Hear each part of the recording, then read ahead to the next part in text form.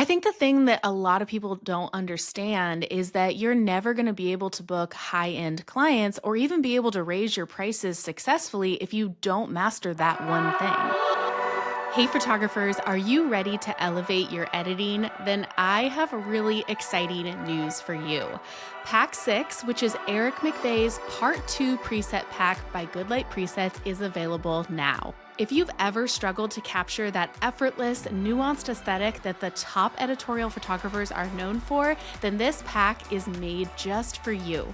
Eric McVeigh's Part 2 presets will transform your editing process. You'll now be able to dial in those perfect skin tones that you've been wanting to achieve and nail down the tricky reception flash edits like a pro. What I absolutely love about Pack 6 is the commitment to color accuracy. The presets are incredibly mindful of keeping skin tones clean and true to life, never muddy or overexposed, which is what those high-end clients are wanting. This pack delivers the ability to give you that perfect balance of polished yet refined editorial look that you've been searching for. If you're ready to take your images to the next level, then head over to goodlightpresets.com and add them to your collection today. You'll be so happy you did. This is the Level Up Podcast. I'm Taylor Petrinovich. And I'm Kelly Gilster of 618 Studios. And we are on a mission to help wedding filmmakers and photographers level up their businesses so you can make more and work less. We want to help you confidently take your business from mainstream to luxury, and it all starts right here.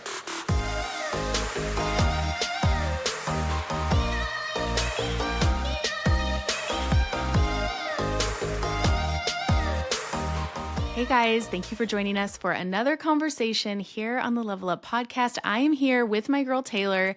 Taylor, how are you? What is new?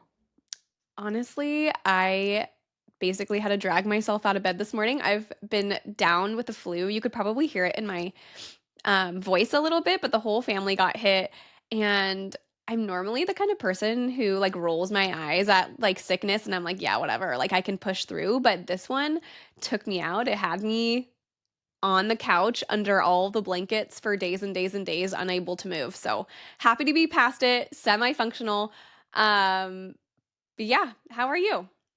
Good. I mean, we had a long stretch of stuff hit us in February, and I think that flu also hit us.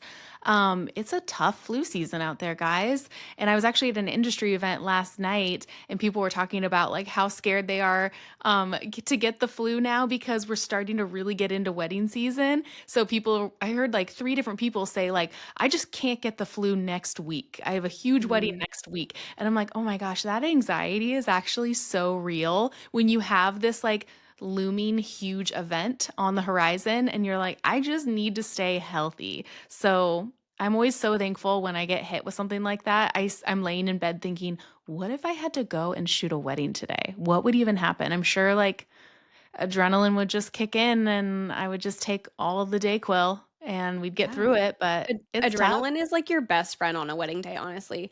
Actually, one good thing about being sick, I'm not a TV person generally, but it did give me an opportunity to watch the first episode of season 3 of White Lotus. You're not a White Lotus watcher, are you? No, but I was at dinner with some people last night and they were talking about White Lotus and someone was saying like, I've heard it's really dramatic and I have enough drama in my life. I don't need to add more drama to watch. Oh. I have no drama. My life is so incredibly boring. So I literally have to live off of like fictitious drama on shows and things like that. I live for it. If you guys are watching White Lotus, it's on HBO if you have that app. But if you're watching White Lotus season 3 right now, hit us up in the DMs. Let me know what you think. I feel like each season is just so incredibly different. If you're a White Lotus watcher, then if you know, you know. But people are so up in arms about how they changed the like theme song, like the intro music. But I kind of like it. The season's in Thailand. Anyway, I digress. If you're a White Lotus watcher, just DM me and we can like geek out about it. But I want to bring us back to this episode because I think that the topic we're talking about today is going to be one that's absolutely game changing for so many filmmakers and photographers out there. And they really need this. And it's because I think that there's this false narrative that we're all going around kind of thinking to ourselves that we need to dial back and kind of restructure the way we think about things. um, when it comes to booking higher end clients and higher end weddings. Kelly, what do most people falsely think is what causes the photographers and filmmakers out there who are successful to be able to book the weddings that they do?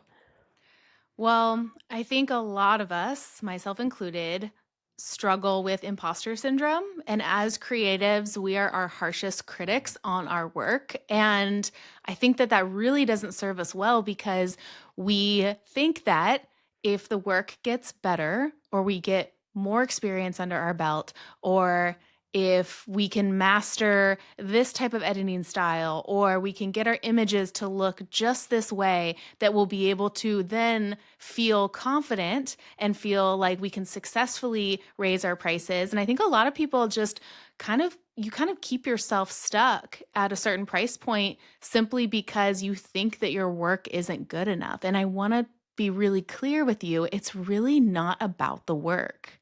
Yeah. I mean, okay, so I we have this conversation all the time on the phone, just like privately between you and me. And I've come to the realization over the years that your work kind of just has to hit like a threshold, right? Like if you look at like the quality of work maybe being like the bottom tier is somebody who's super new, like they're overexposing all their shots, like they don't even have the way they're composing the shots down yet. Like that's kind of like layer 1. Layer Yeah. 2 is like somebody who like now kind of knows what they're doing. It looks a lot better, but maybe it just needs a few micro adjustments. Level 3 is like your work is solid, like from a technical standpoint, and from an artistry perspective, like everything's clean, it's consistent. It might not be mind-blowing, but like it's good and it's going to satisfy people. And I feel like that level 3 is like for most people like kind of the only level we really need to hit. And then beyond that, there might be levels 4, 5, 6, 7 where you start hitting the Eric McVeys and the people who are like pushing the boundaries on artistry, but you really don't need to be at that level if you just want to make 8, 10, 12, $15,000. Maybe if you want to make $60,000 a wedding, okay, then you got to have some mind blowing work. But for most of us, that's not what we're after. And so being able to kind of like settle into owning where you are as far as like your quality of work. So for me, I would probably rate myself at that 3. Like there's nothing like groundbreaking about my work, but like it's technically great. It's technically fine. You know what It's I mean? sound. And Yeah. there's so many people. Okay, so we follow like thousands of photographers and filmmakers on our Level Up Instagram account. And I see people's work that is like way better than my work. And I know with just one little shift, if they made that shift, they'd be able to automatically unlock a whole new layer of clientele and a whole new level of pricing within their business. Well, yeah, and I did this for so many years before it all clicked for me. And if you're sitting here listening and you've ever played the game of sitting on Instagram and seeing, a filmmaker who feels less, you know, less talented. I don't know if talented's the right word, but like less whatever. You're like, I my work is as good as theirs. Why are they charging double the prices? Why are they getting the weddings that I want to be booking? Why are they speaking to these high-end clients and I'm not? And for so many years, I would just kind of like sit there pouting behind my phone on Instagram, feeling so bad about myself because it was like, how can I get in front of those clients? Why can't I? My work is as good. If not, maybe I felt like my work was a little bit better? And I think that a lot of us sit there and we do the same thing. And it was a huge mindset shift for me to then realize because, as creatives, and I'm a creative who happens to have a business, we talk about this all the time. Taylor's a business owner who happens to have a creative outlet, Touch. But like, so my work was just like at the core of priority. And it actually it needed to be flipped. I wasn't prioritizing the things that actually mattered that would gain the attention and the eyes of wedding planners that would get me in front of those high-end clients or the high-end clients that refer them, within their circle of a certain socioeconomic status and for them to see the value as well. Yeah. Taylor, did you ever have, like, any instances like that? Yeah, I mean, definitely I was stuck in the same kind of like feedback loop just Yeah. obsessing over the work. Like I went through those phases in business, but when I went through a pretty major shift in business in 2020, I talk about this a lot in my journey. That's where everything changed for me. Like the world shut down and I just dove into education. I learned all the things and I implemented all the things, which is probably more important. And one of the things that I took to heart and ran with was this concept of brand alignment. And I don't hear really anybody else in the education space for weddings talking about it quite the way we do, but the way you align yourself within the market and the way you align yourself online is honestly so crucial, and it's going to mean the difference between somebody landing on your Instagram page, obsessing over you, clicking over to your website and filling out that contact form. So that's either one, or being like, meh, and clicking off. And it's not a change in your work at all. It's literally the same work. It's just how we're aligning ourselves Yeah. a little bit more intentionally and strategically that does all the difference. Because whether we like it or not, people who are willing to pay a little bit more money are willing to pay that money not necessarily for what they're actually receiving, but it's the way that it makes them feel. So, for example, like maybe someone who's willing to fork out, the money to stay at the Four Seasons instead of a Sheraton, like for all intents and purposes, like they're still getting a warm bed. They still get, Yeah. complimentary coffee in the morning or whatever. And it's a safe place to stay. So, like, the functionality is the same, but the way they feel about like staying there or buying it or aligning themselves with that brand is different. Yes. Actually, Paul and I were just doing that yesterday. We were planning a trip to go out to Arizona to visit family, and we were looking at hotels and we were like weighing like, okay, are we going to stay just at like the basic Hilton or the basic Marriott? And then there's like the JW like by Marriott, and it's like a different caliber, and then they have a Four Seasons property out there. So I'm looking at all of the websites and I'm thinking like, okay, what's the goal of this trip? Are we actually going to be like spending a lot of time like at this hotel? Does it need to have the amenities? What is like what is this brand all about? Is it good for the kids? All those things. And the Four Seasons is like 3 times the price point as the Sheraton is, or 4 times the price point. But it's like there's still a bit of me that like wants to stay at the Four Seasons, and it feels worth it to me simply because I want to be tied to that brand. Like I know I'm going Mhm. to be well taken care of. I know that it's going to be a seamless, wonderful experience. I know that I can like I almost feel like I know that where I'm putting my money is valuable, and the Yeah. experience that I'm going to get out of it is going to be a sure thing. Totally. Yeah. And all of those like emotional choices that you're making, our clients are making too. Like we have to remember most people, at least right now, most people, this is their first and only wedding. This is the only time they're ever doing this. And it's a once in a lifetime moment, which means their entire wedding planning process is built on emotional decision making. Yeah. And there's ways we can kind of cue ourselves up to be on the receiving end in a positive way of those emotional triggers. And by feeling aligned with the clients that we're wanting to attract, that's how you unlock it. And before we kind of get into a little bit more there, I want to go over some ways you can kind of identify in your own business if maybe there's some misalignment there. Let's go over some like symptoms, some things that you may be seeing if this is the case, because I guarantee you that probably at least 75% of the people who are listening to this are unfortunately misaligned somehow. We need some tightening up one way or another when it comes to aligning your brand. So, the first one, we put out a poll on Instagram a few weeks ago, wanting to see where everyone was at. We were trying to get a pulse on how this season is going, and the question that we put out on the stories was, "How are your inquiries looking this year?" And almost like tied half and half, people said that either their inbox is pretty empty as far as inquiries go, or they're getting a lot of low quality inquiries, not qualified or like not at the price point that they're hoping for, which Mm, to me automatically signals misalignment. yes. Yeah, of course. You have to, and this is even regardless if you share pricing on your website or if you don't, and that's a totally different conversation. We could have a whole nother podcast episode related to those types of things. But, you know, When a client lands on the site or they see the content on your Instagram, they're already coming up with a number in their mind of what you're going to charge. Yes, all of us at any price point are going to get kind of those outliers of, you know, budget inquiries every once in a while. But we can really, really tighten things up to make sure that they're not consistently landing in our inbox. How disheartening is it to see that new, bolded brand new email of a web of an inquiry that comes in and you're like, "Oh, okay, cool." And then you open it up and then, they're asking if you can do a discount because it's a Thursday wedding or it's a Friday wedding. Can we have a discount? Or our budget's $2,500. And you're like, dude, I haven't charged $2,500 in 3 years. And so there's something there.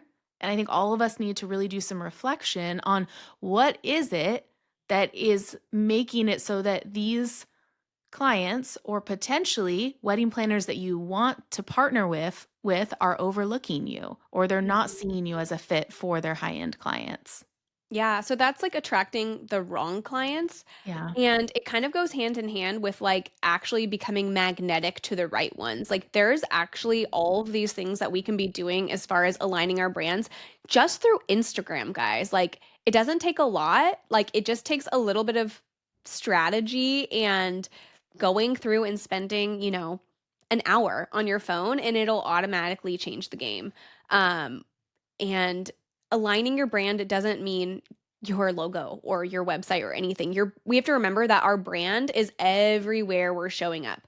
It is everywhere we are online, everywhere we show up in person. Like we are our brands, especially if you're an owner operator. It's not like you have like a huge team. I know that some people have that team model where maybe they're not the face of their brand, and that's great. But even like Kelly and Paul, like you guys, your business name is 618 Studios. So even though it's not your name, you still are the brand. Yeah. Yeah, so I Yeah. think people don't think about it like that. And Instagram, whether we like it or not, is like kind of the key place people check and like the key place where we are showing up. Even in the age of TikTok, like I still think Instagram's where it's at when it comes to the wedding industry. So focusing in on how we are aligning ourselves that way is honestly just such a game changer. Yeah. I'll never forget. I think it was last year, you were chatting with a filmmaker in the DMs and you were telling me about it. And he was like, I don't know. I just don't want to like have a brand. Like, I just want to like create the work and not have a brand. And I think you were like kind of, Yeah, I was like, "Bro, you have a brand whether you like it or not." Like, it's an unavoidable truth and reality of business and the industry. Like, whether you're intentionally creating a brand or your brand is just being created, by happenstance and by accident, you have a brand, and it's literally it's under your control on how we wanna steer that brand and who we wanna attract. Different clients are attracted to different things. Wedding planners are attracted to different things. So like for me as a bride, I would probably be attracted to very different things than my multimillionaire NDA client. They're looking for something totally different. So it's all about kind of understanding what that is. But really quickly, there's a few more symptoms that I want to like kind of walk us through to identify if we are misaligned. Because again, there's this is probably like the number one reason we're seeing frustrations among people in the industry is this concept of alignment. Um, if you feel like your work is better than your prices reflect, so kind of like alluding back to the point at the beginning, Kelly, where you were like, I was finding myself like looking at my peers in the industry, my friends, and our work is the same, but they're successfully charging twice as much as me. Like, what's wrong? And it's because of this misalignment. It's because you're not aligned properly. yeah. Yeah. And everything needs to have clear and consistent messaging throughout all of your platforms where you're showing up, through that initial inquiry to guiding the process through, that consultation, then going on to the booking thing. I mean, this could go so much deeper, but where we want to really start is just like the outward optics of your brand. When someone lands on that Instagram account for the very first time, when they land on your website for the very first time, when they're perusing your portfolio of work, and reading through, why you do what you do, all of that speaks to that brand. I've been doing a little thing on TikTok. If you guys don't follow us on TikTok, we're putting out some fun things. And one of the things that I've been doing is a little bit of a series that's I did this one thing and it's allowed me to charge more per wedding. And one of the things that I just put out recently was the one thing that I did that allowed me to charge more per wedding is that I took the messy and, uncurated parts of my personal life and I allowed that to live over on my personal Instagram, right? We see Yeah. way too many people sharing, the messy details of life or things like that. And I think we all need to really like do some inward self-reflection on like, is this good for the brand? Is It's this good for the all, brand? Actually, it, like, that's the key question. Is this good for the brand? yeah, Yeah, I just yeah, felt like I had to, like, say that 3 more times. Like, is it good for the brand? Yes or no? Like, if it's a no, move on. Like, do we really need to be posting my child in a messy, like, they just had spaghetti, with crazy hair saying, like, "Oh my gosh, can't wait till the weekend," or, like, you know what I mean? Like, I see these kinds of, like, questionable things all the time, and, like, that's something I would absolutely post on my personal one, but I don't necessarily think that has, like, a place in, like, a business environment, and yeah, there's ways you can allow your personality to shine without doing it like that. Um, yeah, yeah, I mean, okay, so speaking of allowing your personality to shine, allowing your artistry to shine, and allowing, like, your work to shine on Instagram, I feel like that's kind of, like, the key. So, highlighting highlighting your work in ways that's going to align with the kinds of clients that you're hoping to book. We are all wanting clients that are willing to pay a little bit more, clients that are going to get us closer to that goal, whether your goal is to just, maybe raise your prices by $500 or $1,000 a year. Slowly inch your way up. Or maybe you're like the kind of person who's like, no way, Taylor and Kelly, like I have my sights set on huge things. Like I want to be the next 618 Studios. Like I like move over Kelly because I'm next. Like you need to incrementally get there. Like there's no such thing as an elevator that'll take you automatically. It's really a staircase and you have to climb that a staircase one step at a time just like everybody else, but there's ways we can do it where every wedding we shoot, every post we post on Instagram actually inches us closer and closer to that ultimate goal of landing on that top floor where we want to end up instead of accidentally falling backwards, which can happen with our work just as easily. So Kelly and I created a brand new training. It's called the Luxury Wedding Playbook. We wanted to make sure this was accessible to everybody. So we priced it at $17. This is worth closer to $100. It's a 1 hour video training walking you through what you can literally do today to instantly align your brand on Instagram to attract higher paying clients. It's not huge, crazy shifts that's going to cost you a lot of money. In fact, once you buy the playbook and watch through this hour-long training, you have literally everything you need at your fingertips to implement. You don't need to go hire a fancy schmancy website designer. You don't need to go spend a bunch of money on styled shoots. We're not telling you to do any of those things. We're just literally giving you the best tools at your disposal to take your already beautiful work and be highly strategic with how we are showing up online in order to instantly elevate our brands and attract higher paying clients. So you can find that at thelevelupco.com/playbook. Again, we wanted to make this accessible to literally everybody. So $17 price point is where we landed. I think already like 40 people have bought it and we've been hearing great feedback. I think people are really liking it and taking it and running with it.